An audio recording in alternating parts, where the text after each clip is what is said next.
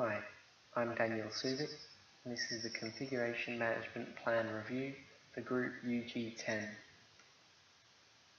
First, we'll talk about the sections that will be covered later in this presentation. Those are the organisation of the plan, the completeness of the plan, configuration management, and change management. There are some acronyms that we need to define that we'll be using throughout the presentation. Those are CMP, the Configuration Management Plan, CM, Configuration Management, and CI, Configuration Item.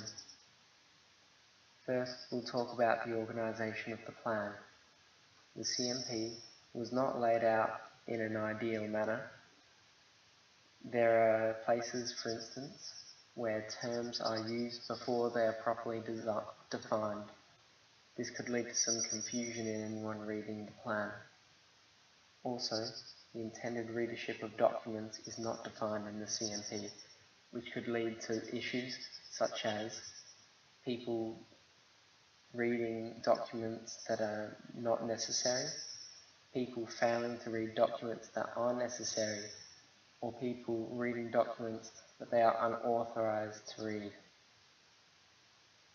The CMP does adequately define the relationship to the larger project. Each subsection within the CMP is relevant to the project at large. Next, we'll talk about the completeness of the plan. The subsections of the CMP are given sufficient detail. Examples are given where they may be useful and where they'll be able to clarify some more abstract concepts. Also, terms, acronyms and abbreviations in the CMP are defined and explained when it's necessary and when it's useful. Next, we will discuss configuration management. CM roles are defined within the documentation plan, and similarly, CIs to be managed are defined in the documentation plan, rather than within the CMP. Our CIs are being stored online in Google Drive and other places, rather than within a traditional repository. The CMP has failed to identify the CM library and everything that goes with it.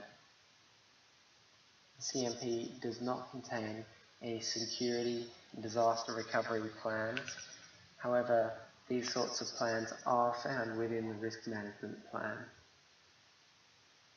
The process of interfacing with external software and hardware is not defined within the CMP.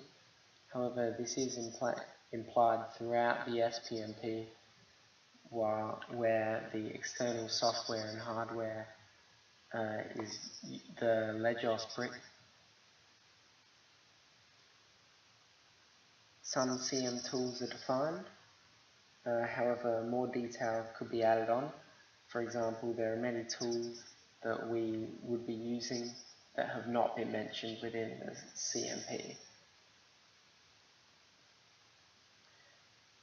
A mechanism for maintaining the status of the CIs throughout the project lifecycle has not been explained, and also an explanation of how the release of the CIs will be managed has not been provided. For change management, there are many issues as well. Change classifications have not been determined within the CMP.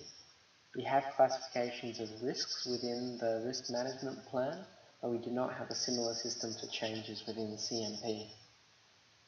We do not have a change control process defined within the CMP, and we do not have a mechanism to log requests defined within the CMP.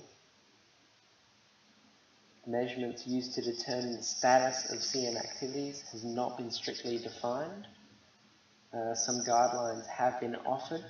For example, when it is appropriate to change version numbers when we release new software or release new versions of a document. These guidelines could be made more strict. Also, measurements to determine the effectiveness of CM processes and stability of controlled baseline deliverables have also not been defined. To conclude, there are some good points of our CMP. There is a good definition of terms used within the CMP, and the completeness of the points that are covered within the CMP is done well. Some details relevant to the CMP have been placed within the documentation plan, and this could be moved to the CMP to keep everything that is relevant in one place. In other areas, the CMP does need significant work, and this will be rectified in the final version. Thank you.